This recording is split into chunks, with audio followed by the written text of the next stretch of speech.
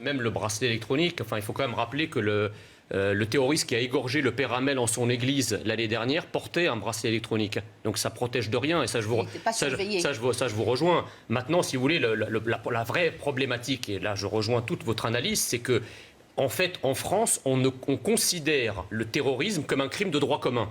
Et donc, on adapte les outils qui sont à disposition pour le droit commun à quelque chose qui relève de la guerre. Ce n'est pas moi qui le dis, ce sont les gouvernements depuis François Hollande qui disent que nous sommes en guerre, en évoquant le terrorisme. Donc, quand on est en guerre, il faut appliquer les lois de la guerre. Il y a des articles pour cela, il n'y a pas besoin de modifier la Constitution. L'article 411, et je parle sous votre contrôle du Code pénal, maître, vous savez très bien que l'intelligence avec l'ennemi, elle est punie, elle permet d'enfermer les gens préventivement. Quand ces gens ont la double nationalité, il faut les déchoir de leur nationalité française. Si, bien sûr que si. Alors, on laisse terminer. Jean Messia, vous concluez et la réponse. Si les gens ont la nationalité française et qu'ils ont une autre nationalité et qui font des crimes contre la France, ça s'appelle des crimes de haute trahison. Il faut les déchoir de leur nationalité et les expulser vers leur pays d'origine. Et si ces gens ne sont que français, eh ben, il faut les enfermer. Voilà. Le terrorisme n'est pas un crime comme un autre. Alors, j'ajoute, et je termine. Terminez, s'il vous plaît, sur la déchéance de nationalité, Samia Makhlouf. C'est en réalité les laves d'un volcan identitaire qui bout, qui se manifeste par du terrorisme low cost, les gens qui poignardent à tir-larigot en créant Allahu Akbar à longueur de journée dans nos villes et dans nos villages. Et effectivement, ça peut aller sur des actes beaucoup plus brutaux, beaucoup plus violents. Donc il faut traiter le problème à la racine et mettre hors d'état de nuire ces terroristes définitivement. Il faut surtout une classe politique qui a à cœur d'abord l'intérêt de la France et des Français avant les considérations pour le terroriste, le droit, etc. Il faut protéger la France. C'est ce que si vous voulez, à un moment, et la déchéance de nationalité, la Belgique vient de procéder à 7 déchéances de nationalité. Ils sont dans l'Union européenne, ils ont signé les mêmes chartes que nous et ça ne pose pas de problème. Donc à un moment, si vous voulez, il faut quand même avoir la volonté de lutter, de prendre le taureau par les cornes et de lutter contre les choses. Mais Jean Messia. Je pense que les Français qui écoutent ce plateau depuis maintenant plusieurs minutes doivent se demander si vous ne vivez pas sur la planète Neptune. Enfin, ce que vous dites, si vous voulez, est totalement déconnecté du réel. L'ensauvagement de la société, si vous voulez, quand un mec monte quand des jeunes montent dans un bus. Pourquoi et qu'on leur dit jeunes, vous avez vu les statistiques? Oui, des jeunes ou des moins jeunes. Quand quelqu'un monte dans un bus, quand quelqu'un arrive dans une laverie. Alors, essayez de vous écouter l'un et l'autre, s'il vous plaît. Finir. Allez-y, Jean Messia, c'est moi qui fais la police sur le plateau. Quand quelqu'un monte dans un bus et que le chauffeur le rappelle à l'ordre parce qu'il n'a pas son masque et qu'il se fait massacrer jusqu'à la mort. Quand vous avez une jeune à Lyon, Axel Dorier, qui s'est fait traîner sur 800 mètres et s'est fait déchiqueter. Quand vous avez allez sur la démonstration. Les exemples, ils sont terribles et on les connaît, Jean Messia. Sans parler des bandes de jeunes qu'on voit là hier à Clichy-sous-Bois ou à Corbeil-Essonnes, etc., etc. Quelle est la démonstration? La démonstration, c'est qu'effectivement, on a laissé faire un ensauvagement qui n'est pas puni par la loi, il y a une absence de répression totale. Moi, j'entends la prévention, si vous voulez. J'entends toutes ces affaires techniques qui consistent à rattacher, je ne sais pas quelle mission, à tel ministre, etc. N'empêche que pendant ce temps, le réel n'est pas traité. Or, effectivement, le réel de l'ensauvagement, il participe de deux réalités. Il participe, effectivement, d'une invasion migratoire depuis plusieurs années qu'on a du mal à contrôler. On sait très bien que l'immigration... Mais oui, mais c'est ça le réel. On sait bien que... Laissez-moi finir. On sait bien que l'immigration est surreprésentée dans les statistiques de la délinquance et des crimes. Vous savez que les statistiques ethniques sont interdites en France. Oui, je sais bien, mais enfin... comment vous avez des statistiques? Attendez, les Français ont encore des yeux pour voir, monsieur. Donc vos yeux, donc en fait, vous mettez le terrain de l'émotion sur le terrain des chiffres. Non, pas que moi. Vous savez, monsieur. Alors, Jean Messia, on vous a entendu. Même le bracelet électronique, enfin, il faut quand même rappeler que le terroriste qui a égorgé le père Hamel en son église l'année dernière portait un bracelet électronique. Donc ça protège de rien et ça je vous rejoins. Maintenant, si vous voulez, la vraie problématique, et là je rejoins toute votre analyse, c'est que en fait, en France, on considère le terrorisme comme un crime de droit commun. Et donc, on adapte les outils qui sont à disposition pour le droit commun à quelque chose qui relève de la guerre. Ce n'est pas moi qui le dis, ce sont les gouvernements depuis François Hollande qui disent que nous sommes en guerre, en évoquant le terrorisme. Donc, quand on est en guerre, il faut appliquer les lois de la guerre. Il y a des articles pour cela, il n'y a pas besoin de modifier la Constitution. L'article 411, et je parle sous votre contrôle du Code pénal, maître, vous savez très bien que l'intelligence avec l'ennemi, elle est punie, elle permet d'enfermer les gens préventivement. Quand ces gens ont la double nationalité, il faut les déchoir de leur nationalité française. Si, bien sûr que si. Alors, on laisse terminer. Jean Messia, vous concluez et la réponse. Si les gens ont la nationalité française et qu'ils ont une autre nationalité et qui font des crimes contre la France, ça s'appelle des crimes de haute trahison. Il faut les déchoir de leur nationalité et les expulser vers leur pays d'origine. Et si ces gens ne sont que français, eh ben, il faut les enfermer. Voilà. Le terrorisme n'est pas un crime comme un autre. J'ajoute, et je termine. Terminez, s'il vous plaît, sur la déchéance de nationalité. Le terrorisme, c'est en réalité les laves d'un volcan identitaire qui bout, qui se manifeste par du terrorisme low cost, les gens qui poignardent à tir-larigot en créant Allahu Akbar à longueur de journée dans nos villes et dans nos villages. Et effectivement, ça peut aller sur des actes beaucoup plus brutaux, beaucoup plus violents. Donc il faut traiter le problème à la racine et mettre hors d'état de nuire ces terroristes définitivement. Ça c'est une thèse qu'on entend depuis des années, à savoir que le terrorisme a pour cause des changements climatiques. C'est pas ce que j'ai dit. À peu de choses près. Moi, si vous voulez, ce qui m'étonne, c'est qu'effectivement, ce sont des pays qui sont en guerre, le Mali, le Niger, etc. Mais alors, s'ils sont en guerre, comment ça se fait que nous envoyons nos propres soldats là-bas pour protéger la zone, quand nous accueillons... On l'a expliqué avec Karim Ziaba il y a un instant, il y a un intérêt forcément pour... Enfin, en même temps, nous accueillons aussi des dizaines de milliers de Maliens et de Nigériens qui fuient leur pays. Alors pourquoi la France doit envoyer pourquoi la France doit envoyer ces hommes crever là-bas pendant que les hommes de ces pays-là, en tout cas beaucoup d'entre eux, viennent en France pour profiter de nos minima sociaux, etc., et pour accorder le statut de réfugié. Que font-ils de leurs familles, de leurs femmes, de leurs enfants, ces gens-là? Enfin, quand un pays est en guerre, les hommes y restent pour le défendre. Ils ne s'enfuient pas en laissant derrière eux les femmes et les enfants et les vieux, etc. Votre raisonnement est tellement lunaire que j'ai vraiment... mais c'est... Vraiment, j'ai pas tout compris non plus. Regardez les... Non, mais faites pas semblant de pas comprendre. Regardez les bateaux des migrants. Enfin, c'est que des hommes. La plupart ce sont des hommes qui viennent du Mali, du Niger, etc. Et il y a malheureusement beaucoup d'enfants également qu'on voit sur ces bateaux, Jean Messia. C'est quasiment que des hommes à 90%. Bon, retour.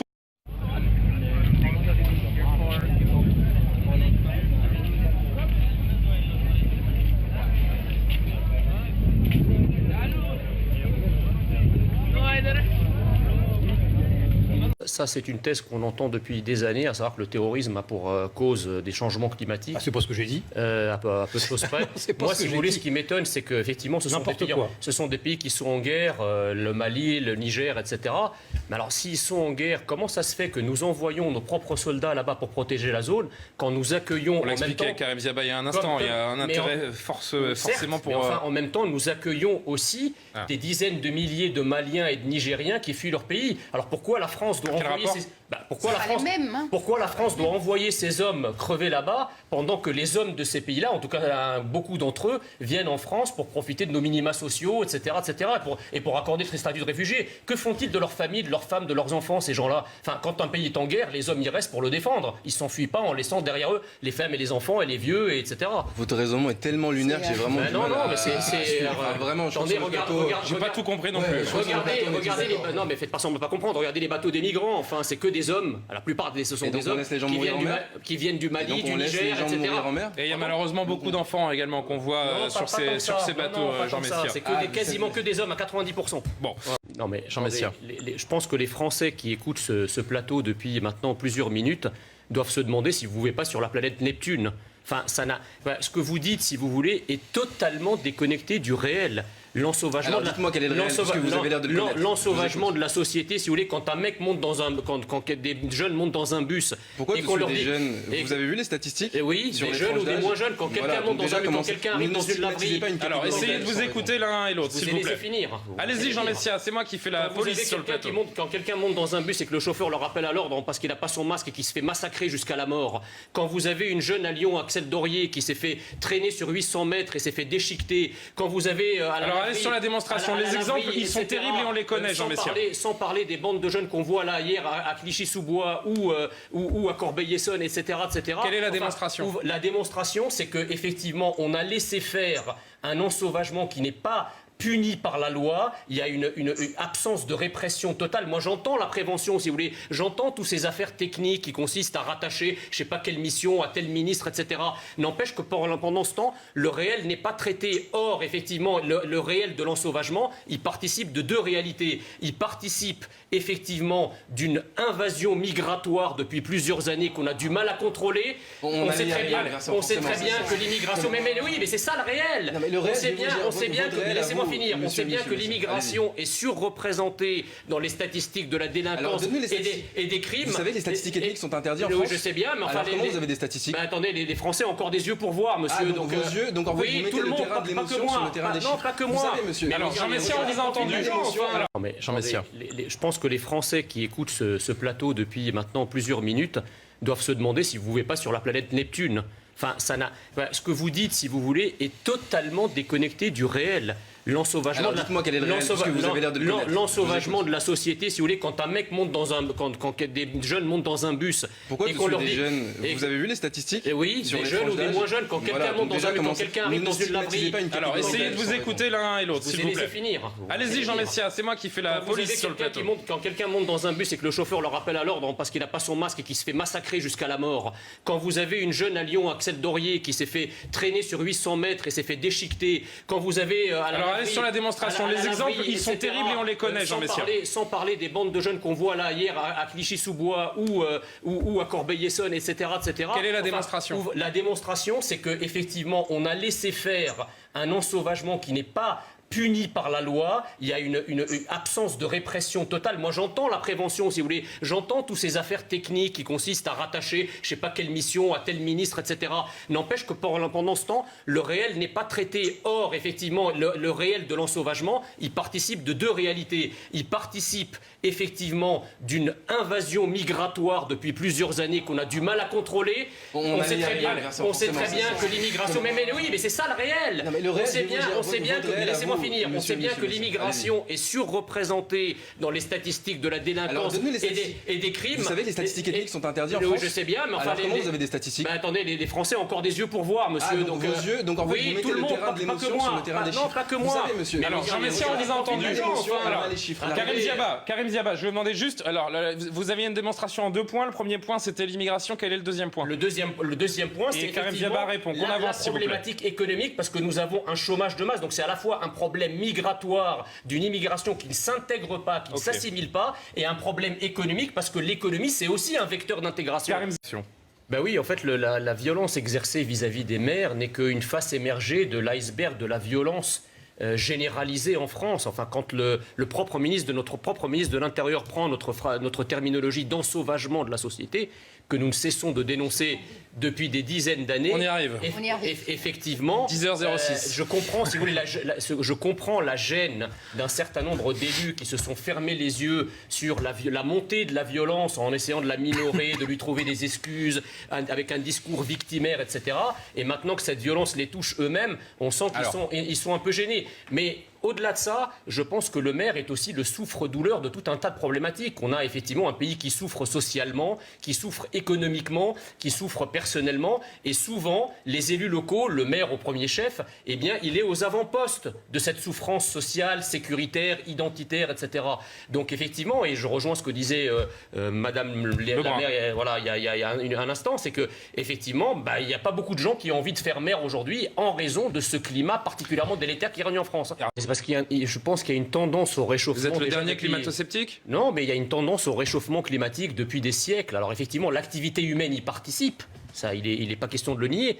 Mais en attendant, si vous voulez, moi ce que je constate, c'est qu'il y a une espèce de contradiction, pour ne pas dire une aporie, dans le raisonnement des climatologues et de certains écologistes. C'est-à-dire, en même temps, ils veulent supprimer l'énergie nucléaire, qui est une énergie précisément décarbonée, qui aujourd'hui permet de fournir, par exemple, à la France 70% de son électricité sans aucune émission de gaz à effet de serre. Je pense que si tous les pays du monde avaient adopté la même technologie, on n'en serait pas là. Donc on ne peut pas d'un côté, si vous voulez, regretter les gaz à effet de serre et de l'autre côté, démanteler les filières nucléaires. C'est pas compliqué. Est-ce qu'on est capable? Oui, en fait, la violence exercée vis-à-vis des maires n'est qu'une face émergée de l'iceberg de la violence généralisée en France. Enfin, quand notre propre ministre de l'Intérieur prend notre terminologie d'ensauvagement de la société, que nous ne cessons de dénoncer depuis des dizaines d'années. On y arrive.